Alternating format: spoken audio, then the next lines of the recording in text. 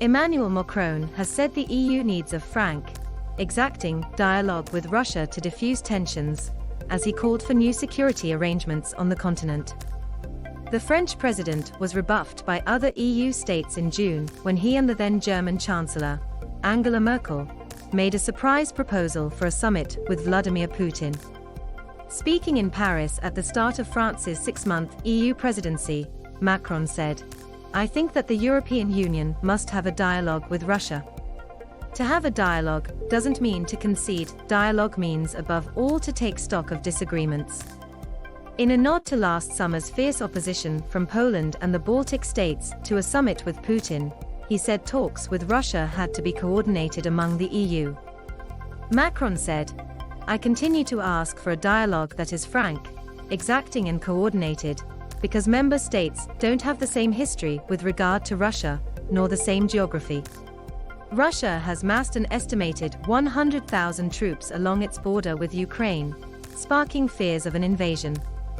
Macron was speaking alongside the European Commission President, Ursula von der Leyen, who pledged proposals for a new architecture of European security.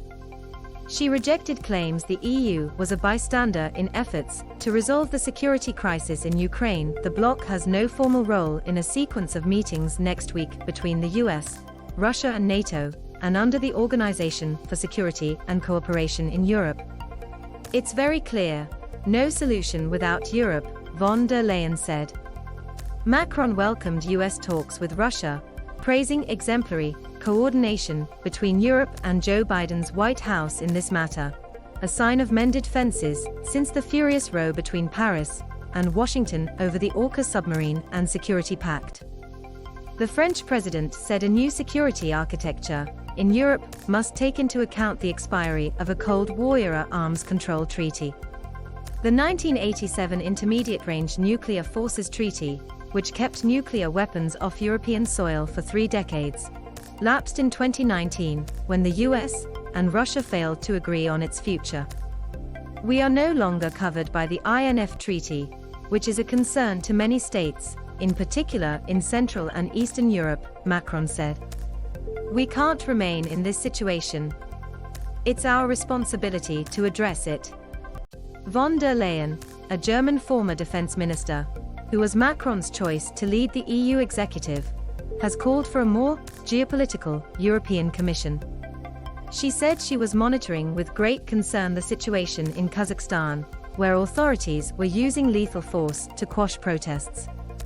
"The rights and security of the citizens are of the utmost importance and must be guaranteed," she said.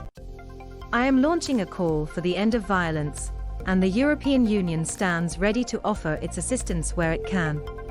Earlier in the day, Macron and von der Leyen visited the Pantheon, the secular mausoleum of prominent French citizens, where they paid tribute to the late Holocaust survivor and celebrated French politician Simone Veil, as well as a founding father of the European project, Jean Monnet. Veil, the first and only female president of the European Parliament, was buried in 2017 in the Pantheon, the final resting place of the philosophers Voltaire and Jean-Jacques Rousseau, and since last November the French-American civil rights activist Josephine Baker. Monnet, who died in 1979, proposed in 1950 with the French foreign minister, Robert Schuman, a common market in coal and steel for 6 European nations, the genesis of the EU. French officials say the EU must become more sovereign in everything from foreign policy, industrial production, and management of the pandemic. This means a more assertive stance regarding authoritarian powers, such as China and Russia, European production of crucial technologies, such as microchips and medical equipment, as well as exporting vaccines to Africa. Even Europe's climate agenda for net zero emissions by 2050 is defined as environmental sovereignty, as France seeks a speedy agreement on a proposed CO2 levy on polluting imports into the bloc. Member states that seek less economic intervention in the economy, however, are wary of France's agenda to onshore European production, fearing it could be a form of protectionism against foreign trade. While French and European officials have extolled EU exports and donations of 1.5 billion vaccine doses, critics, such as the former UK Prime Minister Gordon Brown, have accused the bloc of commandeering South Africa's production of Johnson & Johnson shots.